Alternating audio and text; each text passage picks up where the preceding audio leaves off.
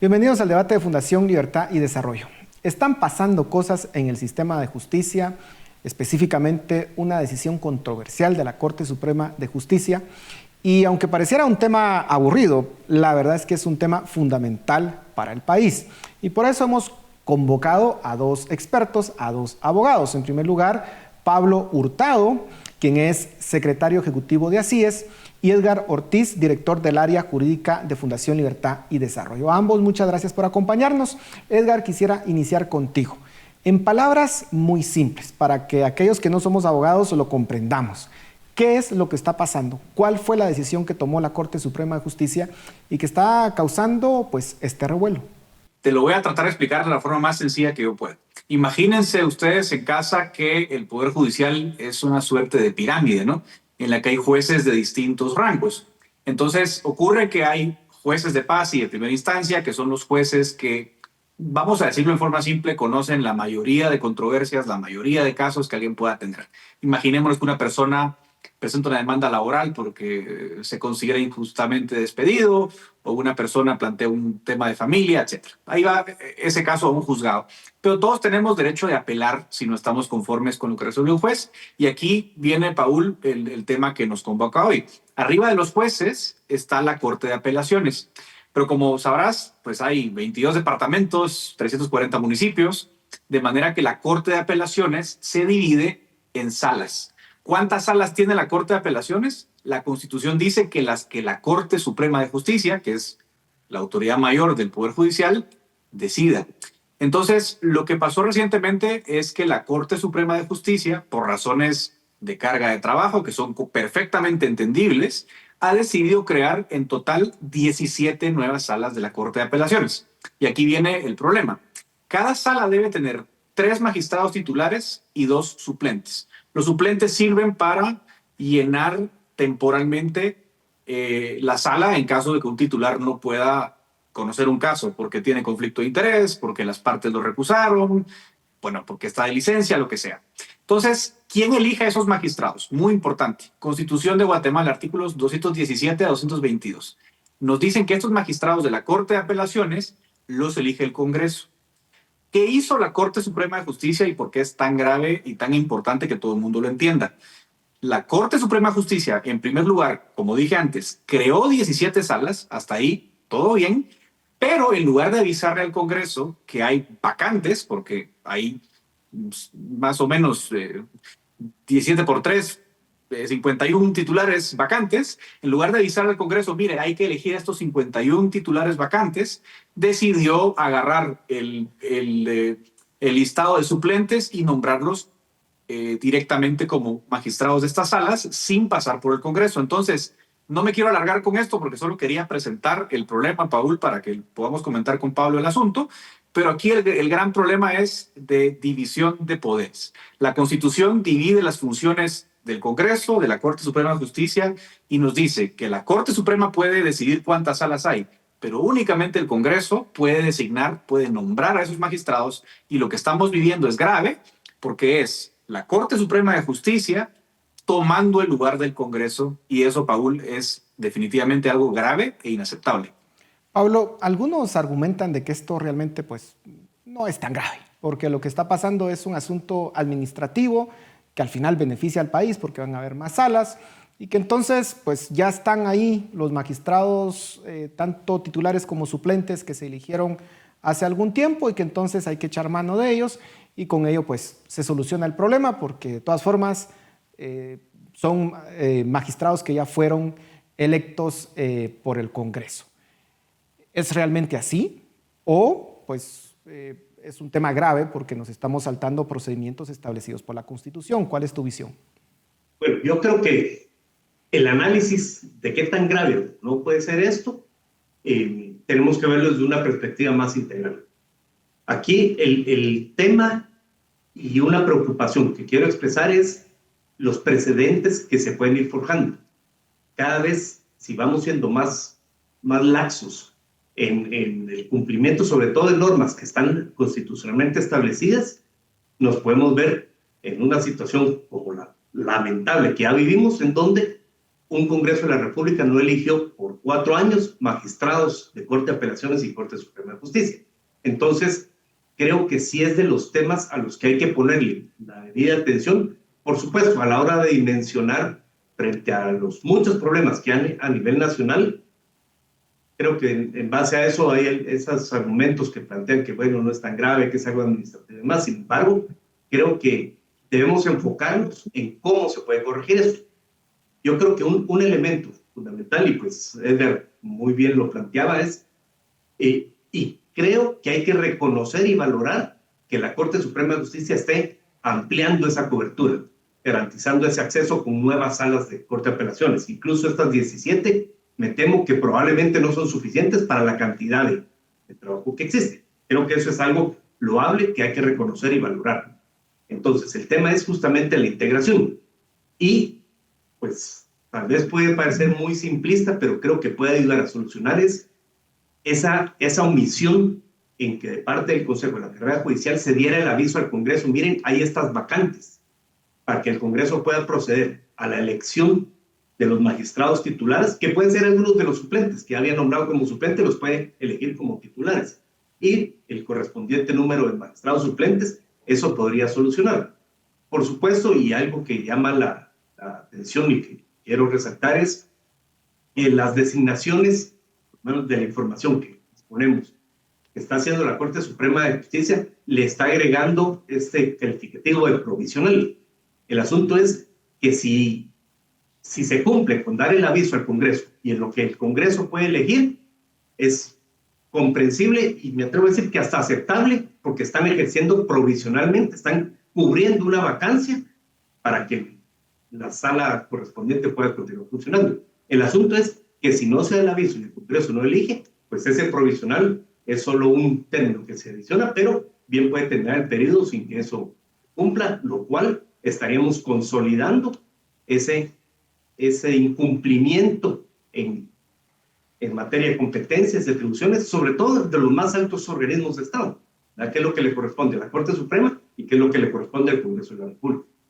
Edgar, ¿por qué saltarse una norma tan básica? Porque pues, para un abogado que le da seguimiento a esto, pues pareciera que es muy evidente, ¿no? Estas salas tienen que estar compuestas por magistrados elegidos por el Congreso. ¿Hay algún antecedente de cómo se ha hecho en el pasado que podamos traerlo como ejemplo y que nos pueda servir en estos momentos? Sí, Paul, traigo a colación un precedente, el más reciente que tenemos. En el año 2017, concretamente en las sesiones del Congreso 30 y 31 de octubre de 2017, pues se recibió un aviso del Consejo de la Carrera Judicial de que había vacantes. Y fíjate que es el mismo caso que estamos viendo hoy. El Consejo de la Carrera Judicial en 2017, ahí sí, en cumplimiento de lo que dice la Constitución y la ley, le avisó al Congreso que la Corte Suprema decidió crear nuevas salas de apelaciones. Entonces, lo que dice la ley de la carrera judicial, que no es otra cosa que desarrollar lo que dice la Constitución, es que al haber vacantes hay que avisarle al Congreso. Se le avisó al Congreso y en una cuestión de 20 días o algo parecido, el Congreso eligió a los magistrados que debían ocupar esos cargos el 31 de octubre de 2017 mediante el Acuerdo Legislativo 33-2017. Digo todo esto a detalle, Paul, porque es importante que la gente sepa que no es algo nuevo, que no se está inventando nada, que ese proceso existe, que se ha hecho correctamente en ocasiones anteriores. ¿Por qué no se está siguiendo? Podemos especular muchas razones. La número uno es que, a ver, recordemos que dijimos antes que cada sala tiene 3 magistrados propietarios y 2 magistrados suplentes. Cuando el Congreso eligió hace casi un año a la Corte de Apelaciones, había 52 salas, con lo cual hoy tenemos 156 magistrados titulares y 104 suplentes. Lo que está pasando es que esos 51 magistrados nuevos, o sea, esas vacantes que se están creando con las 17 salas nuevas, la Corte Suprema lo que hizo fue agarrar de esos 104 suplentes y elegir a dedo, ¿bajo qué criterios? No sabemos, Paul, los magistrados que provisionalmente van a estar en esas salas. Ahora, ¿qué significa provisionalmente? Como ya lo mencionaba Pablo, no lo sabemos. Provisionalmente puede ser por 4 años porque no le están avisando al Congreso. Pero no solo no le están avisando al Congreso, es que la Corte Suprema está insistiendo en que no tiene por qué pasar por Congreso y eso es, creo yo, donde está el asunto grave. No me quiero alargar más, pero te dejo un punto para que lo comentemos luego también con Pablo. Esto es, y por eso decíamos, muy importante que se creen nuevas salas, Pablo. Eso es sumamente importante porque la cobertura tiene que crecer. Pero si tú estás abriendo como Corte Suprema nuevas salas de apelaciones, pero no le estás avisando al Congreso que elija, esto es como que el gobierno abra o construya hospitales nuevos, pero no contrate médicos. ¿Por qué digo esto? Porque mientras más salas hay, se va quedando corto el número de magistrados que van a ocupar esos cargos. Y ahí está la contradicción. Queremos aumentar la cobertura, pero no le estamos avisando al Congreso que tiene que llenar esas vacantes. Pablo, la Corte Suprema de Justicia pareciera que está ensimismada en que esto es y esto es. Sin embargo, uno de los magistrados pues ya presentó, digamos, su disidencia respecto a lo que está haciendo la Corte Suprema de Justicia, y también pareciera que quien va a tener que decidir esto es la Corte de Constitucionalidad. ¿Qué acciones debería tomar la Corte de Constitucionalidad? Porque estos son procedimientos que no están en una ley cualquiera, sino que está establecida en la Constitución. Y la Corte de Constitucionalidad pues, está llamada a que haga cumplir la Constitución. ¿Cuál crees que tiene que ser esa acción de parte de la Corte de Constitucionalidad? Vamos a caer en una situación que no es la ideal, pero que cada vez nos está resultando más familiar. Es que la Corte de Constitucionalidad sea la que tenga que dirimir todas las situaciones que se presentan en este país. Reitero, no es lo ideal, debería ser cada órgano, cada organismo dentro del ámbito de sus competencias poder actuar como tal. Sin embargo, pues reitero, cada vez es más frecuente el ver que ante este tipo de situaciones se debe acudir a esa máxima instancia, la Corte de Constitucionalidad, cuyo mandato esencial es, y en todas sus resoluciones lo pone, es la defensa del orden constitucional. Entonces, la Corte Constitucional, de conocer ya las secciones que se han presentado, Edgar y otros colegas abogados, entiendo que han promovido la de amparo, pues tendrá que dilucidar justamente cuál es el organismo encargado de elegir los magistrados o de designar a los magistrados, porque una cosa también importante es el Congreso elige quiénes van a ser magistrados titulares y quiénes van a ser magistrados suplentes. Y sí es atribución de la Corte Suprema de Justicia el poder hacer la distribución. ¿Qué magistrados van a una sala de orden civil? ¿Cuáles van a una orden penal, criminal? Y en fin, los distintos ámbitos en los que hay. Eso sí le compete a la Corte Suprema de Justicia. Pero la elección de quiénes son magistrados titulares es al Congreso de la República. Y vuelvo a insistir que, por supuesto, es una situación delicada por el hecho que estamos hablando de los organismos de Estado, las más altas autoridades en nuestro país. Pero creo que estamos a tiempo de que eso se pueda corregir a través de esa comunicación al Congreso de la República e indicarle, mire, vamos a necesitar, yo no tengo tan claro los números como Edgar, pero esos 17 salas por 3 magistrados titulares y 2 suplentes cada uno, por favor, lo antes posible, procedan a la elección, nos indican y ya nosotros hacemos las designaciones. Creo que esa debe ser la ruta a seguir para superar este impasse de rango constitucional en el que nos encontramos. Y claro, según entiendo, lo que no puede hacer la Corte Suprema de Justicia es decir, el Congreso lo eligió como suplente, pero yo decido que sea titular. Eso, pues, entiendo que no tiene esas atribuciones. Edgar, pensemos que finalmente la Corte Suprema de Justicia pues, hace lo correcto y avisa al Congreso. ¿Qué tiene que pasar en el Congreso? ¿Qué se tiene que organizar para que pues, elijan correctamente estos magistrados titulares y suplentes de las nuevas salas que se están creando? Claro, ojalá que así fuera. Yo espero que cambien su opinión porque debería ser lo correcto y si no, que la Corte Constitucional en todo caso actúe con rapidez porque los días van pasando. Lo que debería ocurrir es lo mismo que ha pasado antes y por eso traía el ejemplo del 30 y 31 de octubre de 2017. La Corte Suprema de Justicia tiene que decirle al Consejo de la Carrera Judicial, vea, aquí están las vacantes de las salas que hemos creado, debería trasladarle esa comunicación al Congreso y el Congreso de la República debe abrir a una votación por persona.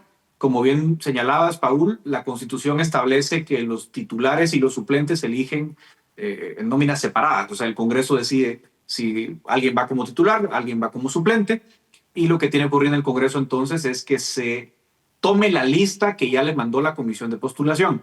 Recordemos que la Constitución dice que la comisión de postulación respectiva le manda al Congreso una lista del doble de cargos a elegir. Para que tengamos números claros, en 2024 la Corte Suprema le avisó al Congreso que había 52 salas de apelaciones, con lo cual había que nombrar 156 magistrados titulares por dos. Eso significa que la comisión de postulación le mandó al Congreso 312 nombres. O sea, de esos 312 ya no quedan ni los 156 titulares ni los 102 suplentes que están en funciones, pero sí queda un remanente en esa lista. Así que lo único que tiene que hacer el Congreso es tomar esa lista y elegir a los 84 puestos vacantes que quedarían entre los 51 titulares y los 34 suplentes. Eso es lo que debería ocurrir.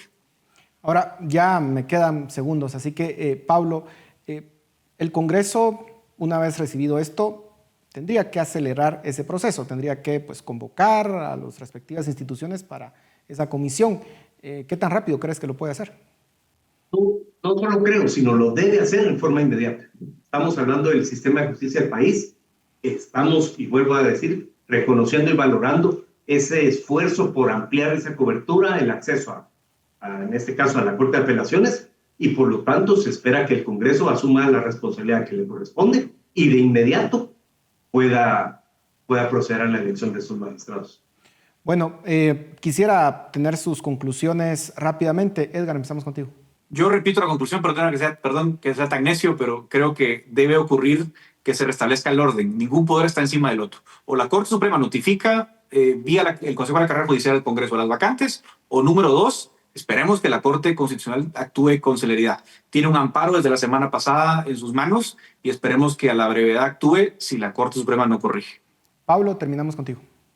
En forma inmediata la Corte Suprema de Justicia. O sea, hacer el análisis, ya creo que hay bastantes fundamentos y argumentos en diferentes medios para que pueda enmendar y corregir la situación que enfrentamos y que podamos continuar fortaleciendo el sistema de administración de justicia. Bueno, a ambos muchas gracias. Como ustedes lo han dicho, es muy loable que se quiera aumentar la cobertura del sistema de justicia, pero hay que hacerlo en orden, como manda la Constitución, porque eso es lo que preserva nuestra institucionalidad en el largo plazo. Esos atajos finalmente terminan pagándose muy caro y ya lo hemos visto en el pasado. Así que ojalá y hagan lo correcto, tanto la Corte Suprema de Justicia y si no, pues la Corte de Constitucionalidad. A ustedes muchas gracias por su atención en casa. Nos vemos la próxima semana.